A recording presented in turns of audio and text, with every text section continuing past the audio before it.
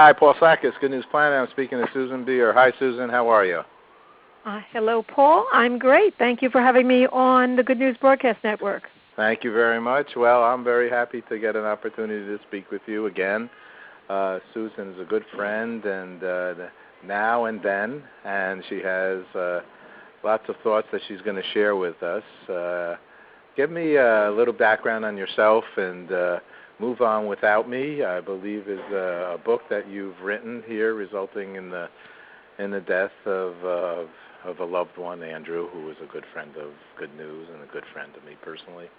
And from this to realization of how blessed I had been, the memories which sustain and enhance. I'm crazy about Susan. I was crazy about Andrew. And tell us a little bit about your background. Move On Without Me were actually words channeled to a friend's son when Andrew passed away. And I began writing the book the following night. And I had a house guest here, Belbeer Mather, from Wichita, Kansas. He's the founder of Trees for Life, and he had phoned out immediately to be with me. And Belbeer heard what I was writing.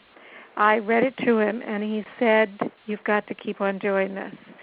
This is very important," because what it was about was not woe is me, but it was the power of positive thinking.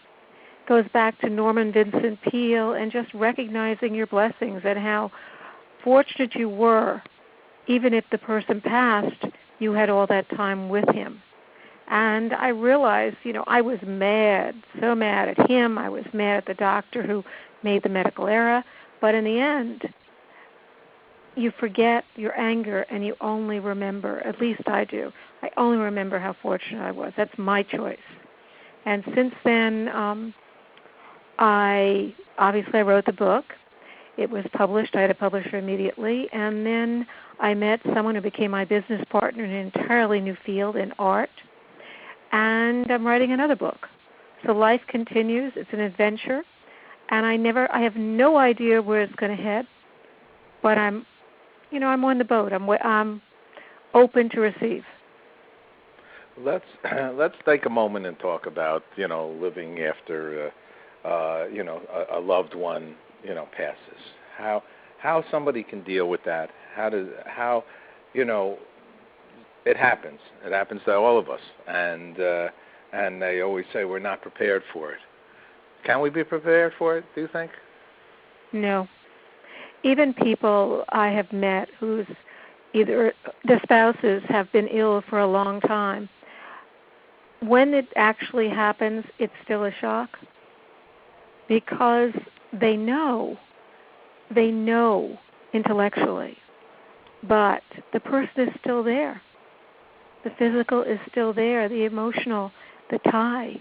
It's when you don't see the person anymore that the reality of the loss hits. At least that's the way it was for me. Andrew was in perfect health. I didn't expect him to pass in any way. He had just passed a stress test as a 25-year-old. So there was no way.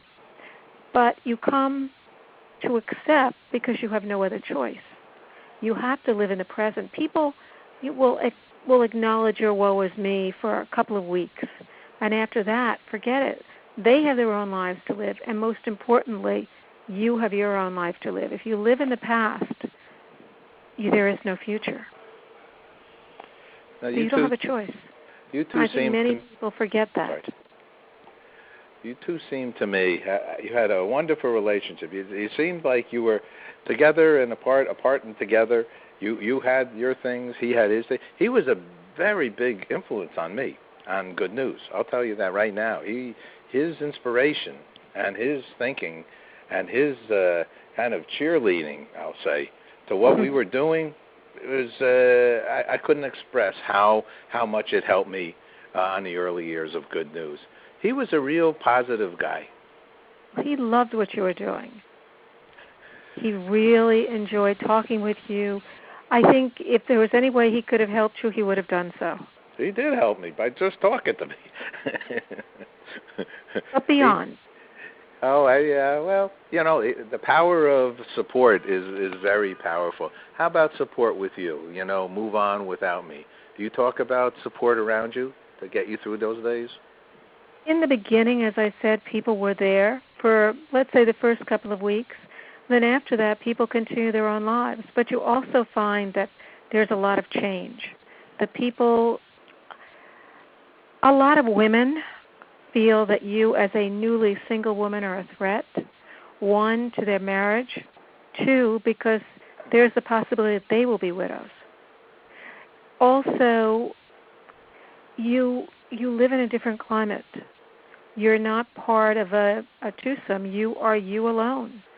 So being used to going to the movies with someone, going out for dinner with someone, you had someone beside you. You had a partner. And I think the reality of not having that, how do you replace it? What do you do? Do you go out with friends? There's just a whole new paradigm that descends on you. As I said, there's no choice. And friendships do change. A lot of people that were there originally left. Some came back. We had moved just before he passed away to a new area. I made new friends up here, which have been wonderful. And it's just different. You just have to keep going on, keep moving on. You have to, and I think as people see that you are successfully, then they reappear. And if they don't, they weren't your friends anyway. Uh-huh. Or they were giving you some time to deal with things. But, I guess for others, it's a hard question to ask yourself on what do I do? What do you think? I think if they make a promise, they should fulfill it. There were too many people who would say, well, let's go out for dinner, or let's go to lunch, or let's do this, or let's do that. But promises are not actuality, or statements are not actuality. And I believe that such a large percentage did not follow up. If you state it, do it. Okay, that's a good thought. Now, how about your dogs? Did they state it and do it? I know you even moved out of New York so you could have a nice place because you have little puppies, right? I had two. Star passed away exactly a month after Andrew. Two probably within 15 minutes. Monty is with me still. He's still my bratty boy. He's not a country dog. He loves the city. Horses he ignores. Deer he ignores. A goose that wanders the property he ignores. The sheep he ignores. He's a people dog. But you are good friends. Yes. So what about this very art spoiled world? Boy. There you go. What about the art world for you? What's going on?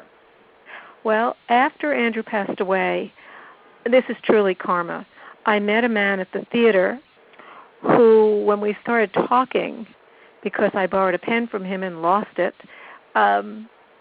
we started talking, and he obviously was an artist, black suit, black everything, and beard, long hair. And I asked him a question, like what are your other interests besides art? And he mentioned the Kabbalah. And then he went on to say that he was a student of it and he had lectured on it in Europe. So I asked him a question on the Nephilim, then the origins of mankind, and he said he was just blown away. He couldn't believe anybody knew about them, and especially not to have this question be presented at the theater. And he knew about them, obviously. He was fascinated that I brought it up. And subsequently, we found many other connections than this and decided to become business partners. And he's the artist. His work is now in Montana, went from one show to another. And then after that, he has a show in Jackson Hole, Wyoming, and then back here to New York. He's very talented, and he's been referred to as a master, and his work monumental. And Beautiful. I'm his business partner for marketing. And not having any background in art has been both difficult and optimal, mainly because I don't look through the eyes of a curator. I don't know that venue, so I have to look for other things as well. You're something else. You're wonderful. Hey, look at you with who is this? Bill Cunningham took this picture? Oh, of me at the International Debutante Ball, yeah. He saw me when I was coming in. I've known him for years, so he saw me as I was coming into the ball. And I came in jeans because that was right after that horrible snowstorm we had here. And I changed downstairs in the Waldorf, the floor below where you have to check your coats. I went into this Kenneth's, the hair salon, and I said, I need to change. And all these women came to help me. So I walked back upstairs, and Bill saw me, and he started taking photographs then, mainly because I was the lady in red. And it just happened that I was also the co-chair of the event. Uh-huh. Lots of good things. So look at you, doggy. I'm looking at all your pictures. You got some beautiful pictures we'll share with the audience. Thank you. No doubt. And the artwork is gorgeous as well. You must be very proud of that. He is really, really good. There'll be a show at the Hebrew Union College Museum of Art where Henry's piece is the focal point of the show. You walk in the door, it's on the left. Uh-huh. And that opens October 10th. Uh-huh. And what's the new book again? The new book is on the power of women. I realized, that so many people would make comments to me about what they did when they were widowed, when they were divorced, how they took care of the children, the family, they did the cooking, they did every single thing. They made all the decisions. And then another one came to me, and actually a neighbor, and his wife left him, and the comment really came up about who was taking care of the family, and he was. And I said, this is unusual.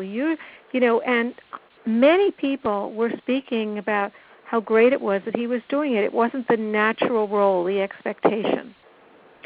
So I came to think more and more of women and the role they play in society and realized again and again how powerful they were, but non-recognized. If a woman is divorced and takes care of the children, it's de rigueur. It's what she should do and has to do. If a man does, it's not the same thing. He's given credit. Or if, let me give you something similar. If a man can change the oil in his car, it's normal. If a woman does it, she'd be given credit. So there are roles we all play. And in each case, that role is not always recognized as it should be. So I decided that I wanted to acknowledge and have women acknowledge themselves personally, and we're not suffragettes. We are just women who do what we have to do to keep on moving on. Keep on moving on. Susan Beer, thank you so much. Let me ask you one last question here. What's good news for you? That everyone be healthy, happy, and that we know who we are. And if we don't, that we're in the process of learning it. Beautiful. And one other thing, having friends like you, Paul. Thank you so much. Susan, thank you so much as well.